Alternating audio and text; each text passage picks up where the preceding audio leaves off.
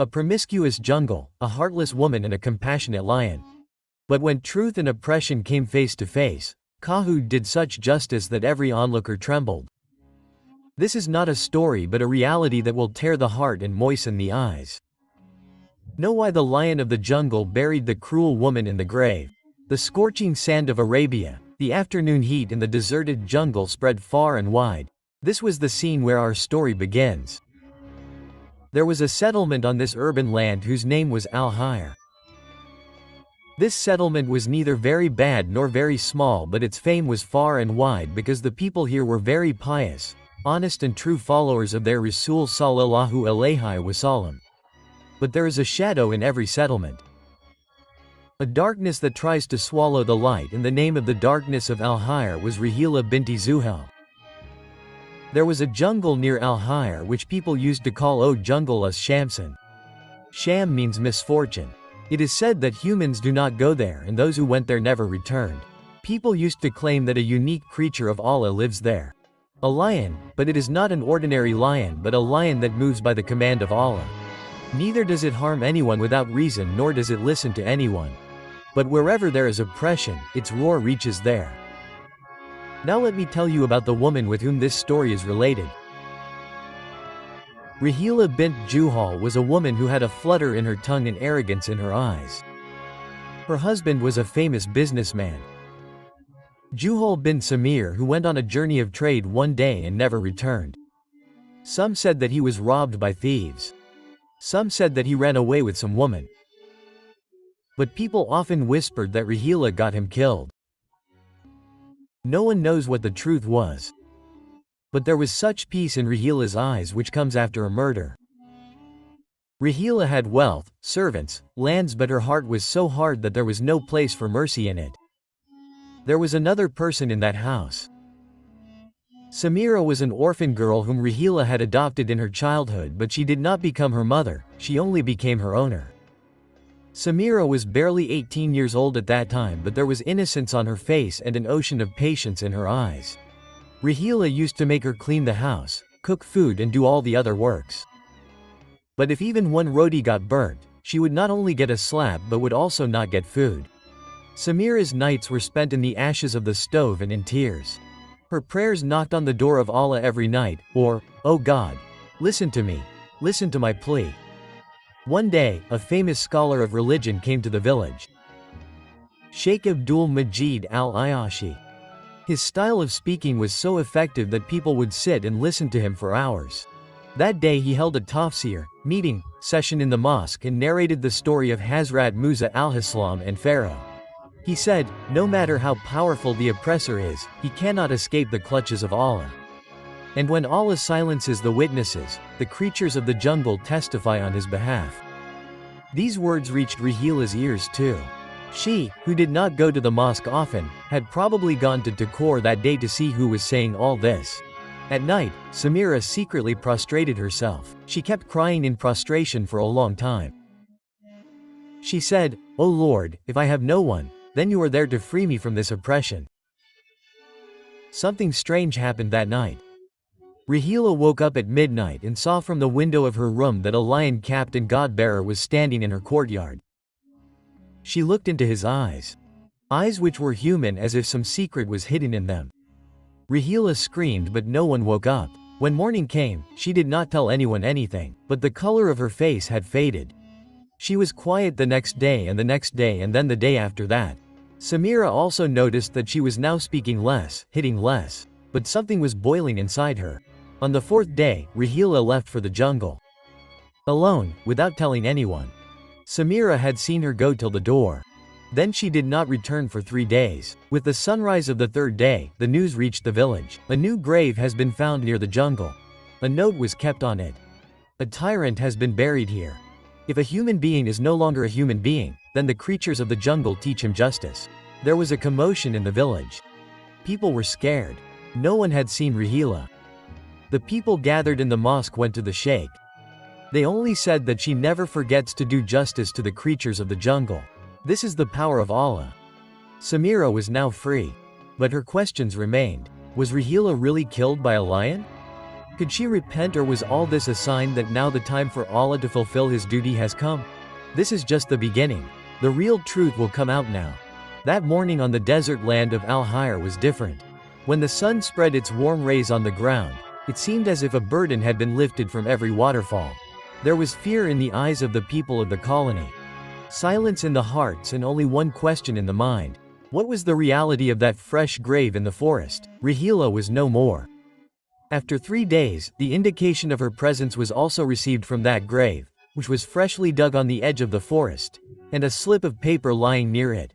The words written on it were still shaking the hearts of the people.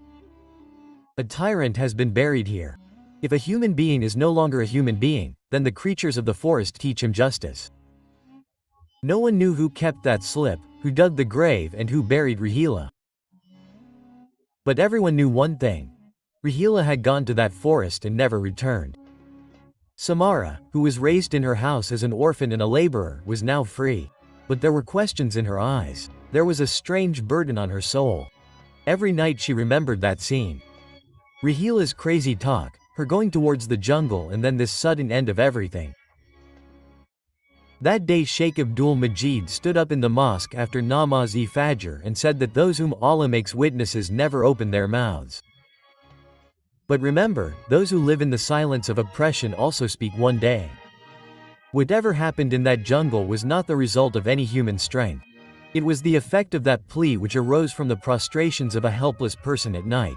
After this statement, the atmosphere of the colony started changing. People hesitated to say anything to Samira. But now there was a different light in her eyes.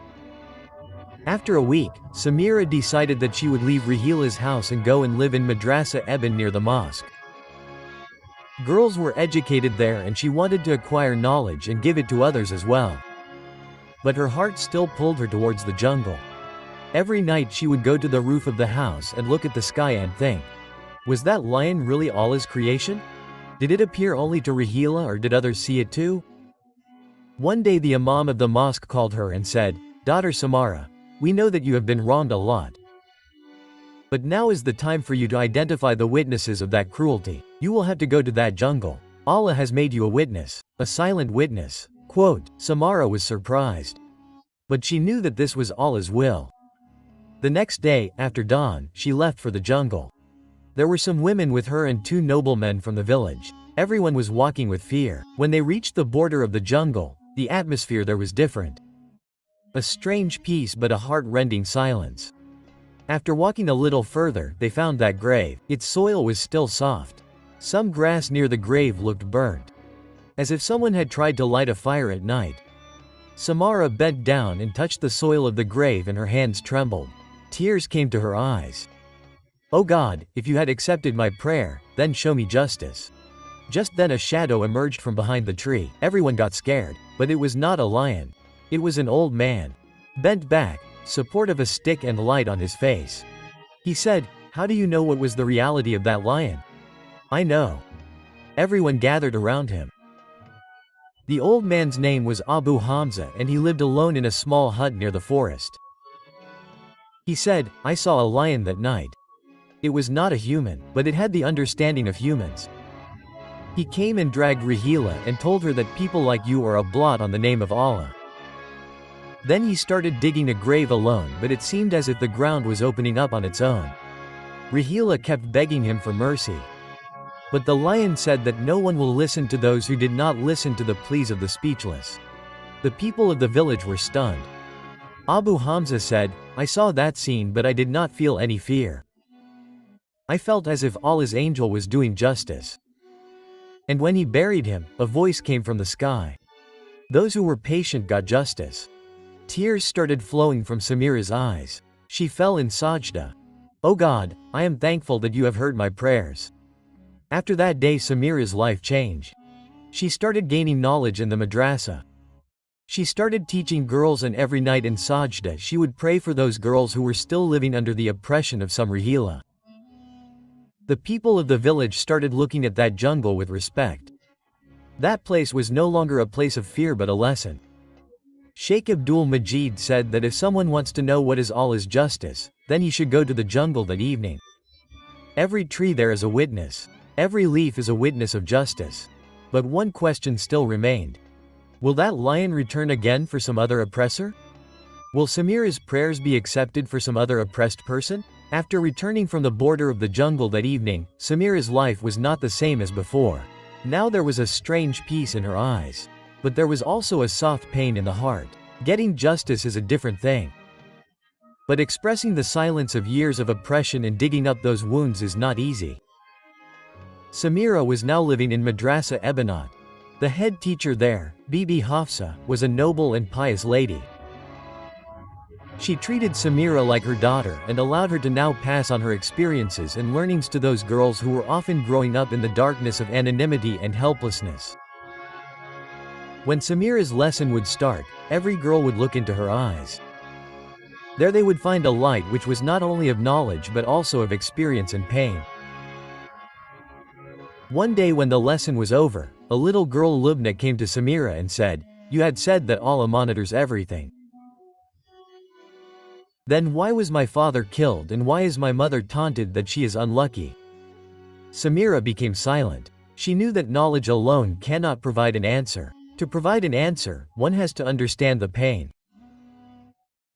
She hugged Lubna and said only this much, that sometimes Allah does not test her but makes a victim an example for others so that the oppressors are punished and the victimized are given an example of patience. That night Samira remained awake for a long time. She looked at the sky and it seemed as if she was being called towards the jungle. The jungle which no longer scared her but as if it wanted to reveal a secret. The next day Sheikh Abdul Majid gave a speech in the mosque. Unless the trust of the servants is returned, it becomes an obstacle in the path of justice. If anyone leaves a legacy of oppression, then Allah can take its account not only from the servants but also from His own creation. These words set Samira's heart on fire. Was any trust left even after Rahila's death? Was there any secret that had not been revealed till now? That night was the heaviest night of her life. She saw the same lion again in her dream. He was no longer near a grave but was standing in front of a door as if he was signaling something. Blood was dripping from his paws and the same human regret was visible in his eyes. As soon as it was morning, Samira decided that she would search Rahila's old room which was closed since her death. The madrasa's madam allowed her to go with some friends and see the room. Maybe some trust is hidden there. The air of the room was still cold as if no one had gone there for years. Cupboards, chests, pictures on the wall, everything was silent like a dark secret. A wooden box was very heavy. When it was opened, there were many old documents inside. Some gold jewelry and a letter. It was written on the letter that if my death happens, then give this trust to a girl whose name is Samira. She was my worst hater. But I know that only she can take care of this trust. While reading the letter, Samira said in a trembling voice, "O Allah, what is this?" Along with the letter was a second folded will. It read, "I, Rahila bint Juhal, wife of Juhal bin Samir, confess that my husband's death was not an accident. I poisoned him because I suspected that he would leave me. After his death, I got his daughter, Samira, whom I never considered as my daughter. But now I feel that the curse that girl gave in her prayers every night became the reason for my destruction. These jewels, these lands, this wealth, all belong to that girl, because all this belonged to her father. I am now entrusting this to her." The room became silent. Tears started flowing from Samira's eyes. "O Lord, I thought I grew up under someone's protection, but I lived like a slave in my own wealth." Sheikh Abdul Majid was called. They looked at the papers and declared according to the Sharia that this wealth belonged to Samira. But Samira decided something else. "I dedicate all this to the madrasa because I got my knowledge, my justice and my relief here. I want that more such girls get knowledge and shelter." There were tears in Basti's eyes, but these tears were not of pain. These were of relief, surprise and love. Now Samira was not just a girl, she had become an example for Basti. That night Samira fell in prostration and prayed one last time. "O Lord, if my trust has been returned to me, then accept me now and take me to a place where your blessings are praised." The very next week Samira decided to go on Hajj. The people of Basti supported her. She was now about to embark on a complete and sacred journey, but one more curtain was yet to be lifted. The departure for Hajj is not just a journey but a spiritual knock. For Samira, this journey was more than worship. This was her last destination. Not to prove herself but to give voice to those painless sobs that had been buried in the soil of a grave for years. As soon as Samira started her journey towards the harem, there was a sob with every step. With every breath, there was a memory of Rahila's oppression. The silence of the jungle and the silent lion that still echoed in the depths of the heart. The people of the village bid farewell to Samira. The women spread their anchal and prayed. The children clung to her feet. Wife Hafsa wiped tears from her eyes and said, "Daughter, when you go into prostration, pray for me too so that I can make my life a light for some Samira." When Samira reached Mecca, that was the first moment when her heart stopped beating. Seeing the Kaaba was a spiritual storm. Tears started flowing from her eyes uncontrollably. She raised her hands but could not utter a word. Then only one prayer came out of her mouth. "O God, make me a witness to every cry that was never heard." Every tawaf, every sigh, every sajda had become more of a spiritual statement than a prayer for Samira. She was still silent. But her silence was resonating. One day in Mecca, outside the Masjid-e-Haram, an old scholar Sheikh Ali bin Harun came to Samira. He looked into her eyes and said, "You are the same person who came from the jungle that evening. From that jungle where a lion had done justice." Samira was surprised. "How do you know?" Sheikh Ali smiled and said, "We are people of interpretation. We do not just read words, we also understand the direction of the winds. That lion is the bearer of justice. You are a witness to that reality which is not found in books but in sajdas." He gave Samira an old book. The sound of the prostration in which it was written that in every era Allah sends a creature who does justice. Be it a human or a beast. His work is just one: to listen to the cry of the oppressed and show the oppressor his consequences. Samira hugged that book to her chest. Now it was not just knowledge but an acceptance that she was a part of a series that was beyond the limits of time. The day of Arafat came. When Samira raised her hands for the afternoon prayer, it seemed as if the whole sky had become silent. She said, "O Lord, you showed me the truth of Rahila. But now I also need her forgiveness, so that my heart can find peace." She did a long prostration. That prostration in which the heart bowed and tears also flowed. Her sound got scattered in the hot winds of Arafat and it seemed as if God had heard her every word. When Samira returned to the madrasa after returning from the limit, Bibi Hafsa gave her a letter. "Daughter, you were on a spiritual journey. But here another journey started. A little girl has come. Her name is Maryam. She is scared and quiet. But she says that a woman had tried to kill her in the jungle and then the same lion came." Samira shivered. She met Maryam. Maryam's eyes had the same fear that she had once had.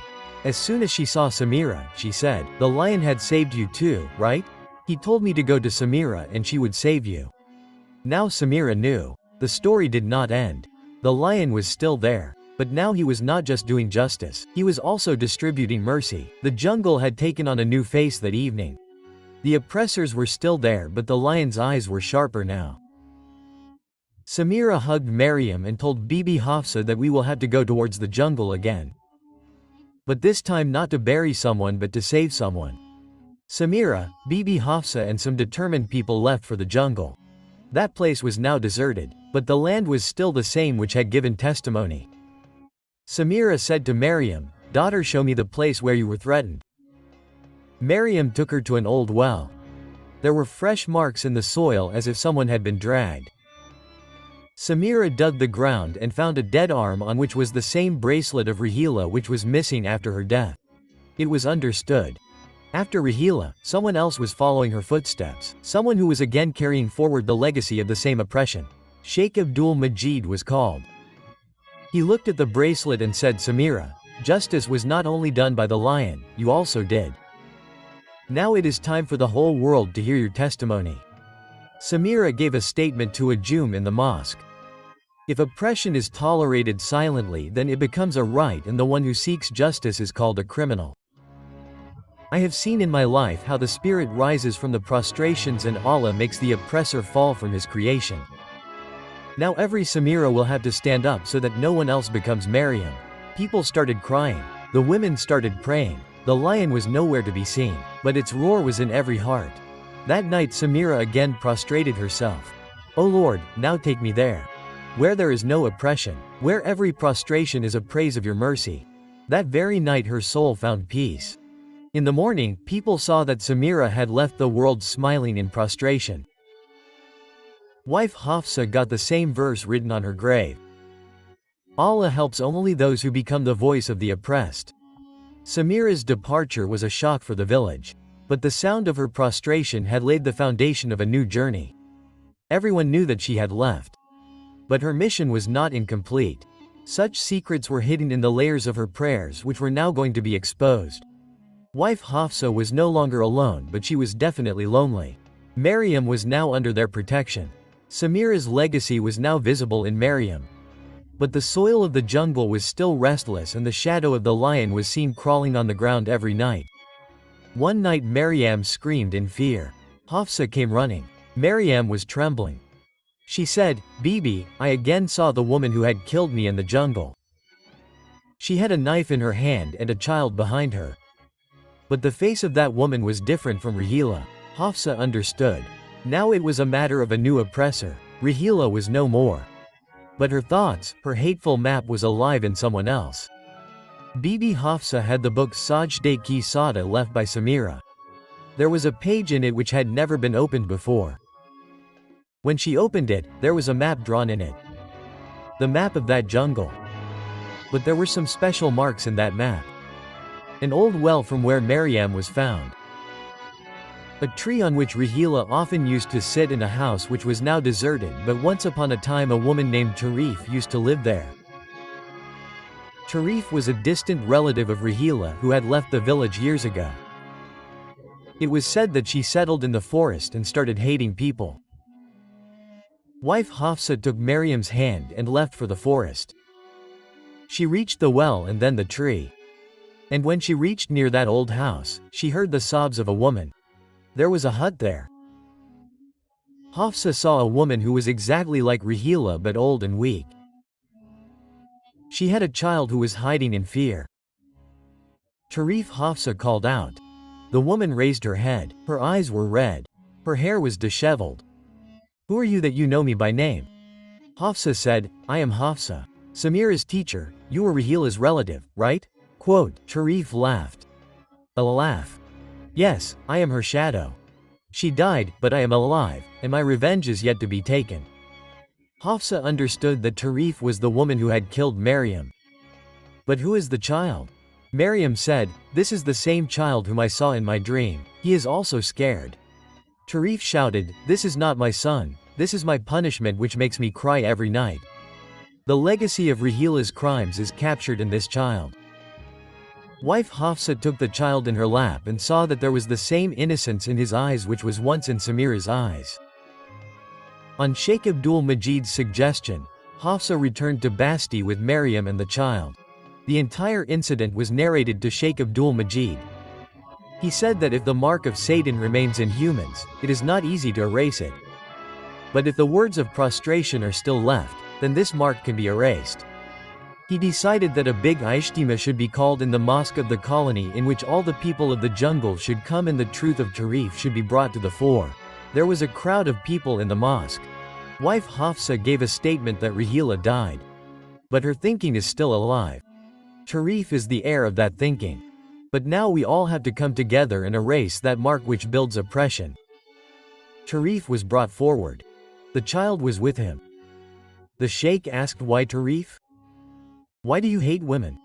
Why do you scare children? Tarif, she screamed. Because I could never be like Samira.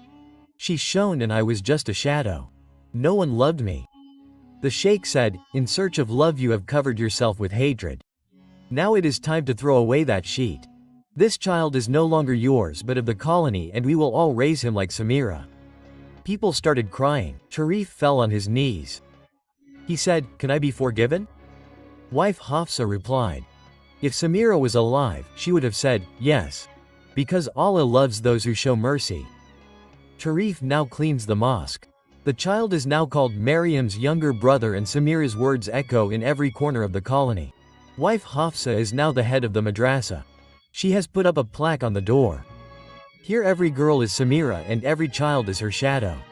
Lesson: oppression is a shadow that descends on generations, but the prayer of prostration can erase it. A good intention, a true action, and an innocent heart can change a lot. The lion is a symbol of strength. But when it protects mercy, it becomes the door to heaven. O Rabbul Alameen, give us faith like Samara. Give us courage like Maryam. Give us wisdom like Bibi Hafsa and insight like Sheikh Abdul Majid. Purify our settlements from oppression and illuminate every heart with your light. Ameen. Like the video so that we get more courage. Share it with your friends and family so that more people can also learn from this incident. Subscribe to the channel and press the bell icon so that you do not miss our new stories. Tell us in the comment what lesson this incident taught you. Log in and you must be seeing our video on your screen. Watch it too and learn something good. See you soon with another new lesson-based Islamic story.